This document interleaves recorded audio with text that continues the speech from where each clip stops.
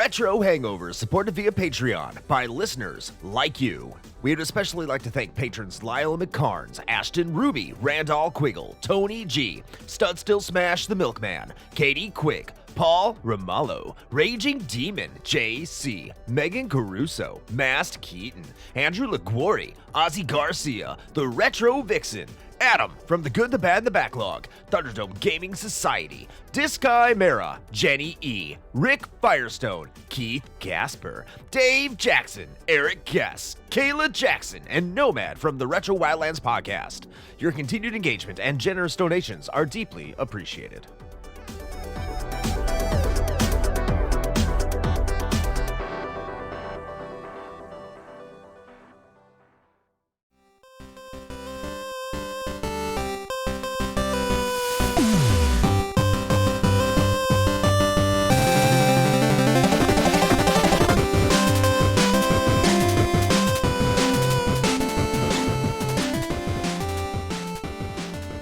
Welcome to The Flight, a consumable curation of champions and catastrophes that is considerate of your chronometer.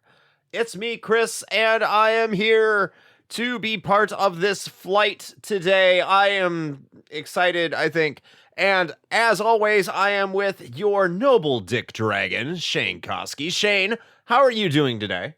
Oh, I'm noble. All right. The noble dick dragon. Yeah, I mean that's not how I would have assessed myself, but I appreciate that is how you view me, Chris. Thank you. Yes, but I am doing swell, which now I realize is also a double entendre with the whole dick dragon thing. But anyway, I'm fine. So yeah, how are you? My door is being scratched by a dog. That's all. Oh, cool. Yeah. I'm sure one of the noble gases, when you put it in one of those lights, like lights up at the like a purple hue or something like that. We need to figure out which gas that is. Yes, somebody tell us about science. Yes, I trust it. I don't even know why I said that. Okay, but today. Well, I didn't realize we were getting all political, but all right. Oh, God damn it, no. Today is. What are we talking? We're talking about the fucking best fan games. Shane. Yeah, we are. Help me out here. What are we doing? Okay, yeah. Well, I mean, you know what? I'll assist you here, and I'll go ahead and start the lists. How about that? That oughta. Let's just get into that. But okay, yeah. Really quickly before we do, if you want to know how we come up, apparently Chris was looking for me to say something that I was not going to say. So I just fucked up. That's what the reality is. I fucked up. Okay, that's great. what it really comes down to. Fantastic. Before we get into these best fan-made games, I just have to point out here that these topics were selected by our patrons. And if you want to help suggest topics or vote on topics that will be here on the flight, if this is your first episode, then just head on over to rhp.show/patron. No, Patreon? Yes, Patreon. Patreon. rhp.show/Patreon. And you too can suggest and vote on these things, like I just said. And if you're at the $5 tier, you get a 14-day free trial, and you can listen to all of our exclusive content that we have there. So, do you want to have a suggestion, like what are the 10 most bangable Final Fantasy characters? You can suggest that, and people can vote on that. And maybe that will happen someday. I don't know. Maybe because I said it's going to happen. Woe is me.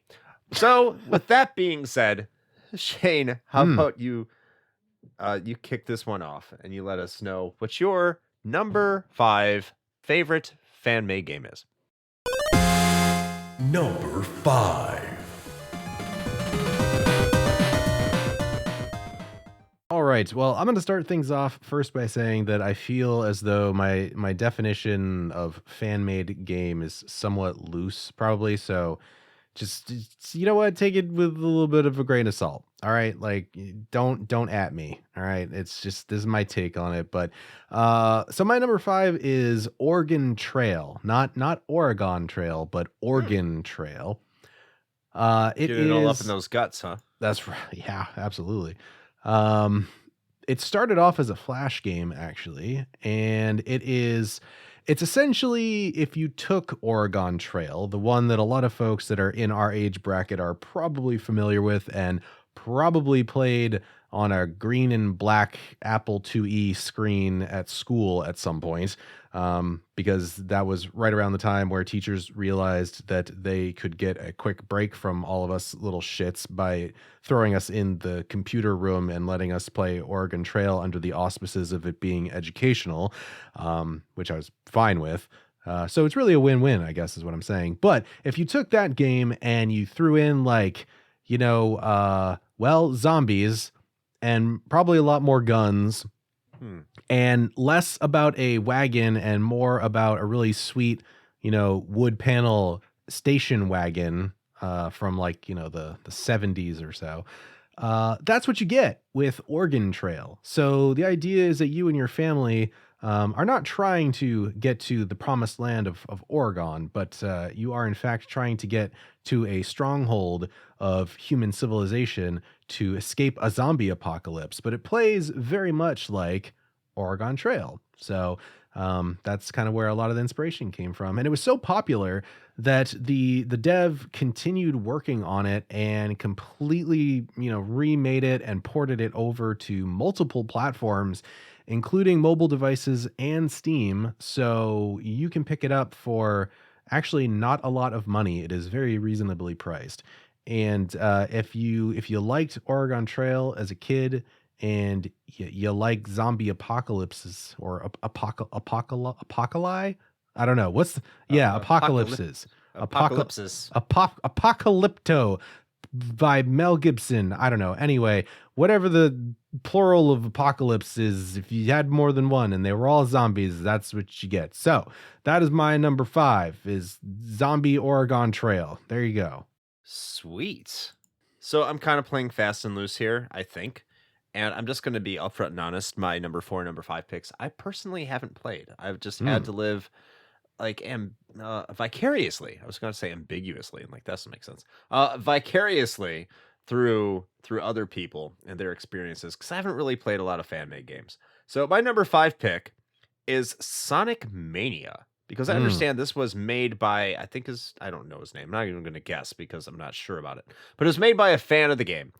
And essentially he like made a version of Sonic CD or Sonic 1 that Sega was like, yeah, we want to give you a cease and desist, but we think we can make money off of you. So they hired him to make Sonic Mania. Now, is that technically a fan game? I would say yes, because yeah, Sonic Mania it's a great game. It would probably be way higher on this list if I had actually sat down and played it. My son has played this. He loves it a lot. It's praised constantly by members of our community. So I got to say, like Sonic Mania, it has to be number 5, right? It has to be up there. And sold a ton of copies. Yeah, there you go. Sonic Mania. Congratulations. You're on the list. I mean, I'd be surprised if you somehow didn't bring up Sonic or something Sega related. So the quota has been filled. There you go. Look, I got to say, Keith, I'm sorry. I always say that you're the Sonic dude. It's just projecting. I'm really cheating on myself. If you know, you know. Number 4. All right, my number 4 is actually something that I mentioned in one of our other recent flights, and it is GoldenEye Source. So you guys all know I was a fan of GoldenEye back in the day. Played a lot of it. Played the hell out of the single player campaign, and played a lot of multiplayer with my friends. And somebody of like mind who is much more industrious and probably has way more free time than me decided to take it upon themselves to create a source port of GoldenEye by essentially recreating the entire game in Valve's Source engine, which of course is what powers Half-Life 2. And it's pretty good. It is pretty good. It's actually with probably one of the best ways to play GoldenEye nowadays. And from what I've been hearing of early reports of the NSO offering of GoldenEye on the Switch, I don't think that assessment has changed much. So, so yeah, it's just a really great sort of reimagining of GoldenEye for modern PCs and whatnot. So if you loved GoldenEye and you haven't tried this out, I would give it a shot, because it's kind of like when, I always think of Ocarina of Time. This is what always comes back to me because the 3DS version of it obviously looks much better than the original, but it's one of those deals of like what that looks like is what your head thinks the game looked like, like 20 years ago, until you actually look at the game from 20 years ago and you're like, oh no. And it's kind of the same thing with GoldenEye, where you'll play like GoldenEye Source or the GoldenEye HD mod that's out there in the wild that I've played on stream before and look at it and be like, yeah, this is GoldenEye. I remember this.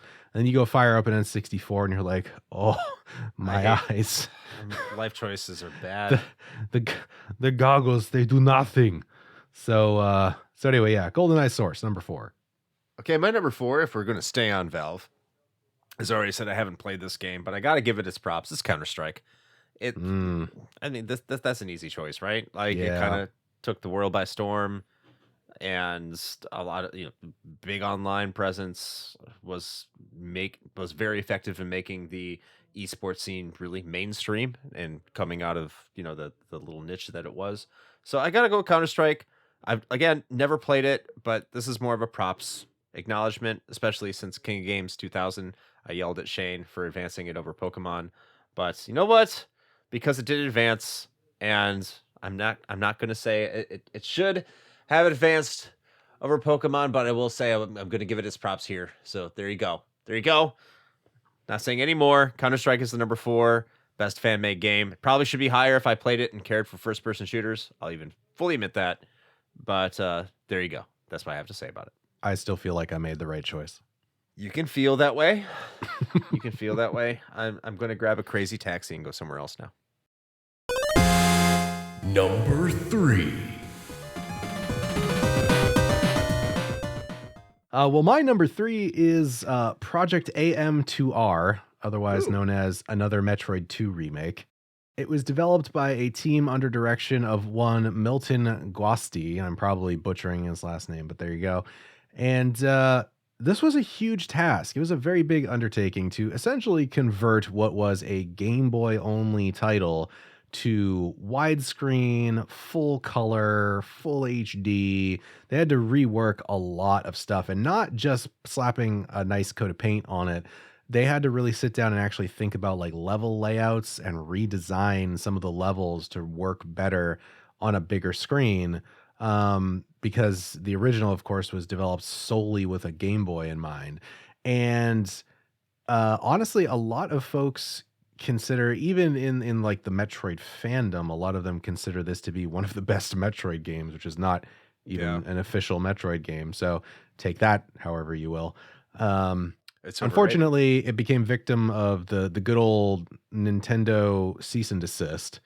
They are nothing if not litigious, but there are still ways to find it, and it is a really great take on not only Metroid 2, but just Metroid in general. And I have yet to actually play Metroid Dread. I'm honestly probably not going to, just based on a lot of the feedback I've heard around, but also just folks in our Discord talking about it. There are a lot of things about it that make me very wary to even get involved in it, because I feel like I'm not going to like it very much. But AM2R, though, it was a solid effort, and I really honestly wish that Nintendo would have taken the more Sega approach to this, and rather than just striking this thing from the internet or trying to, recognize the amount of effort that went into this and just pulled them into the fold and been like, okay, you guys did a lot of fantastic work here. Let's make this a thing. Because I think that would have been a really easy win for them. And so makes me wonder about their strategy sometimes. But then again, Nintendo's not always known for making the best decisions, let's say. By the way, I got to say, before I get my number 4, Mercury Steam has the best-selling Castlevania and Metroid game. I'm sure their games are the highest of quality, and no one has any complaints about anything that Mercury Steam has ever done for either of those two franchises. Yeah, no, definitely not. Mm-hmm. They're perfect. Yeah. The best ever. 10 out of 10. 10 out of 10. My number 3 is probably more sentimental, but I do think it's a great experience. It's Six Engine by William Cage. And I say this because I love Final Fantasy VI, and I had the opportunity to play this game, and I'm very thankful I got to. Because it's a prequel of sorts to Final Fantasy VI, and it actually, I think, really connects faithfully to the source material. I had a good time with this, even though it didn't really work well on my browser. I know, Shane, you said it worked better on your browser. You didn't have a lot of stutters and stuff like that. Hmm. My internet was shit. Now it's actually not that bad. But regardless of the fact, this was a very, very well made fan game with respect to what it was trying to accomplish and trying to provide some backstory for a story that happened within Final Fantasy VI for the character Locke. So if you have played Final Fantasy VI and you're free listening to this, and judging by our Discord, who hasn't, but Locke is a character that has a background story in which his girlfriend Rachel becomes comatose and he tries to save her. Now, there's more in between what happens at the end of Sixth Engine and what happens when she becomes finally comatose, but this really explains what set Locke into motion. So if you love Final Fantasy VI, this is not an official Square product. Of course, it's not endorsed by them or recognize them in the slightest, I would imagine. But this is the story told by William Cage on how the events unfolded when you get that flashback when you go see Rachel in that town, and explains kind of why Locke is the way he is. And I really think it's brilliantly executed. Like it's more than just a one town event, and there's a lot of I could tell there's a lot of effort put into this, and there's a lot of care put into this, and I could tell that William Cage really wanted to pay respect to Final Fantasy VI. And that's why I really appreciate it. I think that you should give it a shot if you can find it on the website, which is not on the top of mind right now, unfortunately. But if you can find it and you can get access to it, go look it up. It's well worth your time if you're a fan of the Final Fantasy series and the lore. Number 2. All right. Well, we are closing in on the top of the list here. So my number 2, I actually kind of went back and forth on this one as far as my number 2 and number 1. They shifted back and forth in spots a little bit until I finally settled on this. But my number 2 is going to go to Black Mesa. Nice. Yeah, this, man, the amount of work that went into this. So this, if you're not familiar, this is a fan reimagining, complete overhaul, remaster, HD update, everything for the original Half-Life in the Source engine. And goddamn, is it good. It's as far as I'm concerned, it's the definitive way to play Half-Life now.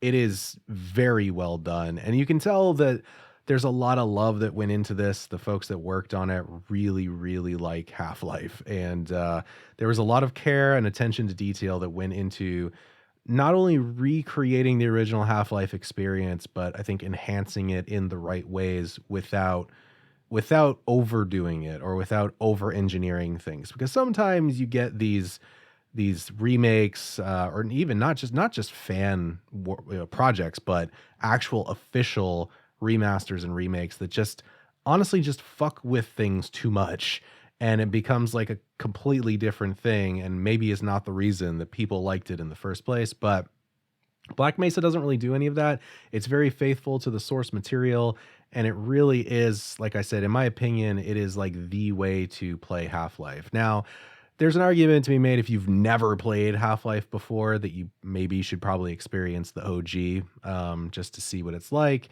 But for those of you such as myself who've, experienced Half-Life from the beginning and are very familiar with it, this is a fantastic way to get kind of a fresh take on it and experience the whole thing all over again. I will say the one thing that Black Mesa has done that's a little bit more tinkery than you might expect is the ending of the game. But you know what? For those of you that know about Zen and how that worked out in the original, that's probably not a bad thing, because the end of Half-Life kind of sucks. But like 95% of the rest of the game is fucking amazing, and then they kind of drop the ball at the 10-yard line. But that's okay, because Black Mesa did some work to kind of fix that up. So just a really solid reimagining of a fantastic FPS. So that's why it gets my number 2. Well, thank you, Shane, because now I have added 2 games to my wish list on Steam so You're far welcome. by just listening to your list tonight. And see, that's how it's.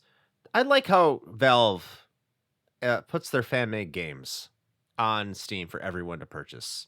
Yeah. Right, Nintendo? Yeah. Do you hear that? Right? Nintendo?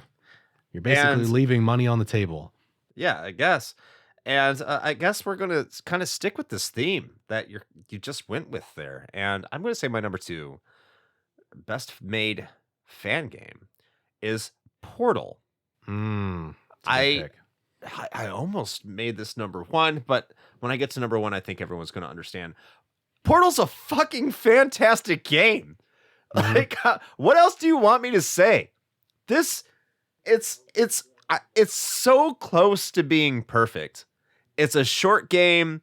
It's not overly difficult. It rewards players for experimentation, and it has like a really weirdly good plot, and it's not overly complicated. Like, you don't have to sit there and think and write a 500-page thesis about what the greatness of the plot of Portal is.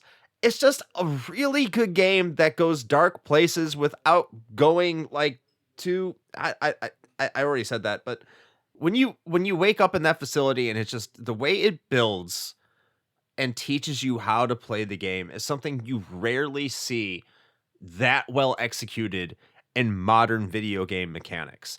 It's at Mega Man X level of teaching the player how to play without giving them a direct tutorial.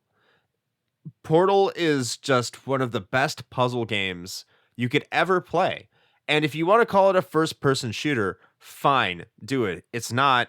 It's really is a puzzle game, but the way it integrates the player into that immersion, the way that it gives players its narrative and injects the narrative into it, and the fact that this was built by just people who just like took the Half-Life engine and implemented it, and the fact that Valve loved it so much that they incorporated it into an official release in the orange box to push it to the masses shows how awesome Valve was. I don't know if they're still that good. I have no idea. But like, it just shows like this is what you can do if you really put your heart into making a game on your own and basing it off of something else. I mean, go ahead and make something on. You can still make something on your own. Don't get me wrong. Like, you don't have to base it off something else. But this is a fan made game for like Half-Life based off that engine, and that's the kind of creativity and ingenuity that Half-Life has spurned. We already said how many times in this episode with Counter-Strike, Portal, GoldenEye Source. It's just wow. It's an incredible tree that Half-Life has created outside of its own self. So yeah, Portal number 2, and when you hear my number 1, you'll understand. Once again, repeating myself, but I do that a lot. You'll understand why it's not number 1. So Shane, back to you. Yeah, I didn't think about it when putting together my list, but I think mine combined with yours, I'm just realizing just how influential Valve and Half-Life and the Source engine really has been. Yeah. There's been, I mean, we're not even touching on a lot of other stuff like Team Fortress 2, and there's so many other things that it's just crazy. Gary's mod was and is still huge. Yeah, there's just a ton. Number 1. My number 1, probably not going to be surprising. It is, in fact, Brutal Doom. I didn't know this fan made. Yeah. Oh, yeah. Yeah, this was just a fan-made project that takes Doom, which is already a fucking fantastic game, and just cranks it up. And in my opinion, as much as and you guys know, as much as I love Doom, I can never go back to playing just vanilla, like, base Doom after playing Brutal Doom. It just adds so much more to the experience.